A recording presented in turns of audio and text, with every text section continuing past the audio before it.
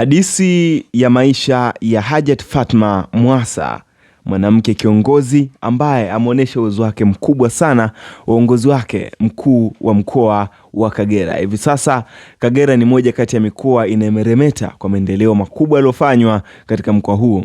Hawezi ukaacha kutaja jina la mwanamama shujaa, mwanamke kiongozi mwenye sifa ya utumishi wa umma, Hajat Fatma Mwasa. Karibu sana nikupitisha katika historia yake mwanzo hadi mwisho. Mimi naitwa Daud Alexander Skodrizi. Hii ni channel yetu ambayo mara nyingi huwa tunatoa simulizi za watu mashuhuri hapa Tanzania. Ukisubscribe utakuwa mwanafamilia yetu wa nguvu ambao utakuwa unapata simulizi hizi kila wakati na kila muda. Ungana mwanzo hadi mwisho tuweze kufahamu simulizi ya Hajat Fatma Mwasa, mwanamke shujaa alileta maendeleo makubwa sana katika mkoa wa Kagera. Bonyeza alama subscribe kisha tuanze simulizi yetu. Karibu sana. Kulikuwa na wakati ambapo ndoto ya uongozi kwa mwanamke ilionekana kama sauti ya mbali inayoonekana lakini haishikiki wala haisikiki pia. Ndani ya Tanzania inayobadilika na iliyobadilika, katika kizazi cha wanawake walolazimika kuwa imara mapema, ilikuwa ni mwanamke mmoja aliyefundishwa na maisha jinsi ya kuwa kiongozi, si tu kwa sauti kubwa bali kwa msimamo thabiti. Huyo ni Hajat Fatma Mwasa. Safari yake haikuanza na madaraka wala haikuanza na ofisi yenye kiyoyozi. Ilianza kwa kujifunza, kusikiliza, kuvumilia na kuelewa watu. Katika mazingira ya kawaida ya Tanzania, wa kawaida kabisa, Fatma alikulia akishuhudia changamoto zinazowakabili wananchi: huduma za kijamii, haki za maendeleo, nafasi ya wanawake katika jamii. Maisha ya awali yaliyomfundisha jambo muhimu na moja tu la uongozi ni dhamana, si fursa ya kujinufaisha. Akiwa bado kijana mdogo, alitambua kuwa elimu ni nguzo ya uhuru wa fikra. Safari yake ya masomo ilijengwa juu ya nidhamu, bidii na maadili. Hakuwahi kuwa mtu wa makelele bali wa matokeo. Alijifunza kutazama mambo kwa upana, kuona nyuma ya maneno na kuchambua athari za maamuzi kwa watu wa kawaida: mama, vijana, wakulima na wafanyabiashara wadogo.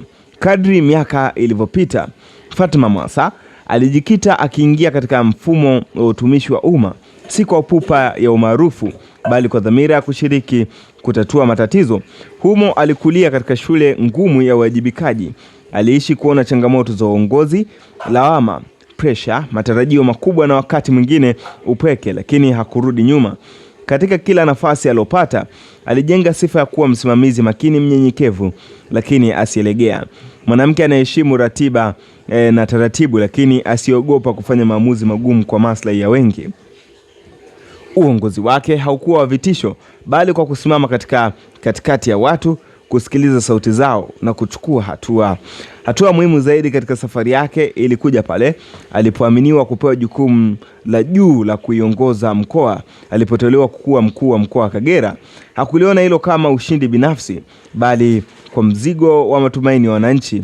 Mkoa wenye historia ya mipaka kimataifa, changamoto za kiuchumi na kijamii na matarajio makubwa ya maendeleo. Akiwa Kagera, Fatma Mwasa alijitambulisha kwa vitendo. Alizungumza na wakulima mashambani, akakaa na viongozi wa dini, akasikiliza wanawake, vijana na wazee. Alisisitiza nidhamu ya kazi, uwajibikaji na utumishi wa umma na haki kwa wananchi wa kawaida. Katika mikutano hakutumia maneno makali yasiyo na suluhisho. Alitumia hoja, mwelekeo na msisitizo wa utekelezaji. Katika jamii alibaki kuwa mama, dada na kiongozi. Hakujenga ukuta kati yake na watu. Alifahamu kuwa heshima ya uongozi haiji kwa cheo bali kwa matendo. Alihimiza mshikamano, amani, maendeleo yanayogusa maisha ya wananchi moja moja: elimu, afya, maji, kilimo na utawala bora. Marafiki wake wa karibu humwelezea kama mwanamke mwenye nidhamu ya ndani, anejua kucheka lakini pia anejua kuwa kimya pale anapohitajika. Anajulikana kama msikilizaji na kusikiliza zaidi kuliko kuzungumza, na kuchukua muda kabla ya kutoa uamuzi, lakini uamuzi unapofika hausogezwi kirahisi. Safari ya Fatma Mwasa ni hadithi ya wanawake wengi waliotembea njia ngumu bila kelele, wakipanda kutoa hatua moja baada ya hatua nyingine, wakijenga heshima kwa uvumilivu na uadilifu. Hadithi ya kizazi cha viongozi wanaoamini kuwa madaraka ni chombo cha kuhudumia, si kutawala. Ni hadithi ya leo na hadithi yake bado inaendelea kuandikwa katika macho ya wananchi wa Kagera, katika vitendo, uongozi wake na katika historia ya Tanzania inazidi kufungua milango kwa wanawake wanaothubutu kusimama na kuhudumu, lakini pia kuongoza. Mkuu huyu wa mkoa wa Kagera, Fatma Mwasa, tarehe yake ya kuzaliwa, mahali alipokulia na wapi amesoma, taarifa hizo mpaka sasa hazijawekwa wazi na vyanzo vyovyote vya kiserikali wala havijawekwa wazi katika mitandao ya kijamii.